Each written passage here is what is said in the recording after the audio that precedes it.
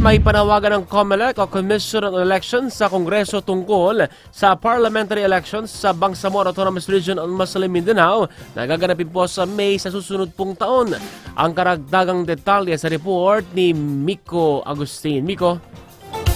Yes, hiniling ng Commission on Elections sa Kongreso na gawin na bago matapos ang taon ang pagpapasya kung nais nilang muling iurong ang parliamentary elections sa BARM na dapat sanang ganapin sa May 2025. Ito ang pakiusap ni COMELEC Chairman George Garcia matapos ang paglabas sa mga panukala sa parehong kapulungan na iurong ang halalan sa May 2026.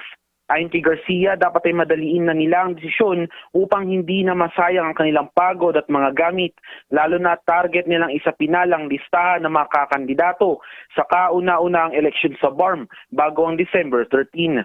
Habang posibleng mag-imprenta na sila ng mga balota para rito sa huling linggo ng Disyembre. Matatanda ang kasalukuyang isinasagawa ang Certificate of Candidacy filing para sa mga kakandidato sa parliamentary elections na magtatapos sa November 9. Sa ngayon ay tuloy ang pag-aasikaso at maghahanda ng COMELEC sa nasabing halalan na isasabay na rin sa 2025 midterm elections. Miko Agustin, Newsline. Newsline. Lunes hanggang Biyernes, alas 8:30 sa Light TV Radio. Newsline.